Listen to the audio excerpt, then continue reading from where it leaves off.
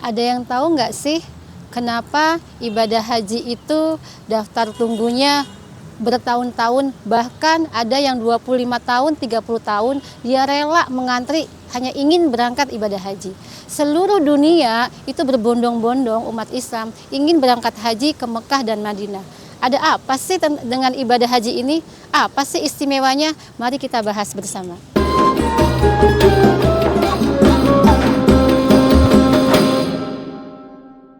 Sebelum saya menjawab pertanyaan apa sih keistimewaan ibadah haji, saya akan menjelaskan tentang rukun Islam. Rukun Islam ini ada 5. Yang pertama adalah syahadat, sholat, zakat, puasa, dan haji. Nah, di sini di dalam rukun Islam yang kelima, haji itu banyak diperbincangkan. Kenapa? Karena ibadah ini beda dengan ibadah yang lain. Contoh ibadah puasa. Ya, kita pada saat datang bulan Ramadan itu puasa di mana saja bisa dilakukan. Misalnya saya orang Cirebon, ya, karena pada saat saya bulan Ramadan saya ada di Jakarta, setelah datangnya bulan Ramadan saya wajib puasa walaupun saya tidak berada di Cirebon. Kemudian zakat dan ibadah yang lainnya, sholat juga itu boleh dilakukan di mana saja. Namun ibadah haji, di sini ibadah haji ini kenapa bisa istimewa? Karena waktu dan tempatnya sudah ditentukan oleh Allah Subhanahu wa taala. Waktunya pada saat bulan haji Dzulhijjah. Kemudian tempatnya antara Mekah dan Madinah. Ya, kita tahu ibadah haji ini tidak boleh dikerjakan di sembarang tempat karena sudah ditentukan di Mekah dan di Madinah. Makanya disebut sangat istimewa, sampai ada beberapa orang itu berbondong-bondong rela antri demi ingin berangkat haji. Kemudian istimewa yang kedua apa sih? Istimewa kedua adalah kita bisa langsung ketemu tempat di mana Nabi Muhammad itu menerima wahyu.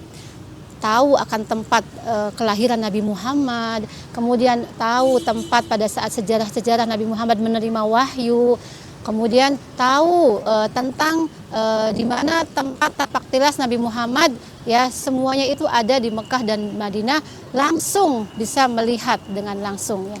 Itu ada 2 keistimewaan tentang ibadah haji. Maka dari itu tidak heran kalau ibadah haji ini banyak diminati oleh orang. Walaupun bayarnya mahal, uang yang kita keluarkan banyak, orang tidak peduli. Yang penting ibadah haji ini bisa terlaksana. Buktinya kita daftar tahun sekarang 25 tahun ke depan atau 30 tahun ke depan kita baru melaksanakan ibadah haji.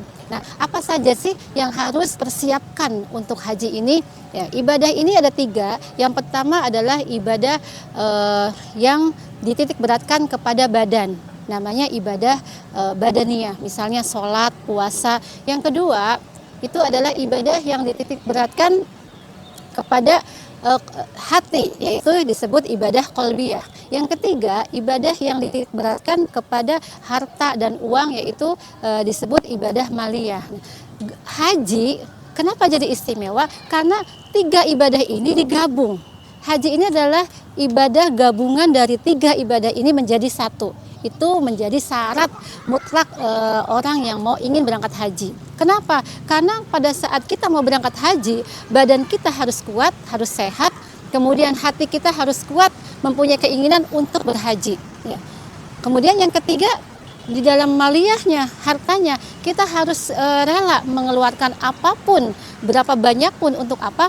Untuk kita agar bisa haji. Kalau umpamanya ketiga ini tidak ada satunya, misalnya kita badannya kuat, kemudian kita hatinya kuat ingin haji, tapi keuangannya walaupun ada tapi kita nggak mau mengeluarkan, maka tidak jadi kita berangkat hajinya. Jadi harus mempunyai ketiga ibadah ini, makanya digabungkan menjadi satu. Insya Allah kita bisa haji. Namun kenyataannya yang ada di pikiran manusia itu kalau ingin berhaji adalah terletak dengan uang. Padahal kalau kita rujuk kepada firman Allah, ya, Bismillahirrahmanirrahim, walillahi 'alan nasi hajjul baiti man istata'a ilaihi sabila.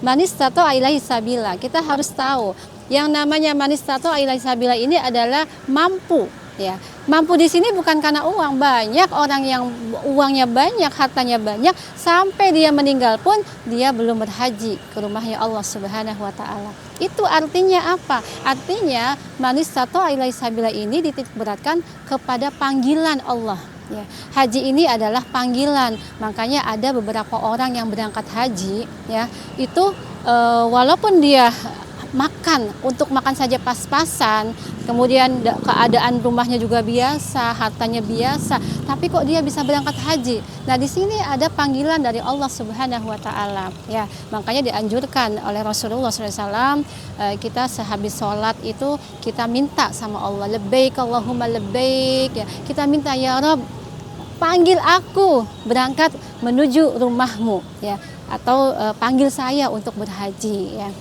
Jadi bukan karena uang atau bukan karena apapun, yang dititik beratkan di sini adalah panggilan dari Allah Subhanahu wa taala. Tidak usah jauh-jauh, ya. Di Mekah dan di Madinah itu banyak orang, ya, yang sampai meninggalnya dia itu belum melaksanakan haji. Padahal kalau kita pakai akal, pakai akal pikiran kita, rumahnya dekat dengan Ka'bah, tapi kenapa kok belum haji? Karena tidak ada panggilan. Nah, sedangkan kita yang jauh dari Indonesia, dari Malaysia, dari manapun yang jauh dari tempatnya, dari pusat Ka'bah, tapi kok bisa berhaji, bisa sujud di depan Ka'bah. Kenapa? Karena ada panggilan dari Allah Subhanahu wa taala. Jadi haji itu bukan terletak dari harta atau uang yang kita punya, tapi di sini haji ini diberatkan oleh panggilan dari Allah Subhanahu wa taala. Betapa dahsyat dan istimewanya ibadah haji, sampai-sampai orang yang nggak punya uang pun, ya, tidak punya harta lebih pun, dia bisa berangkat haji. Dan saya doain mudah-mudahan yang nonton konten ini, saya doain semuanya bisa berangkat haji. Jangan putus asa, tetap semangat, karena apa? Ad-du'a silahul mu'min. Doa itu adalah senjatanya umat Islam. Kalau kita mau berangkat haji, jangan putus asa, ya. Tetap semangat dan tetap minta sama Allah, berdoa terus dan berdoa, insya Allah doa kita diijabah oleh Allah Subhanahu wa taala.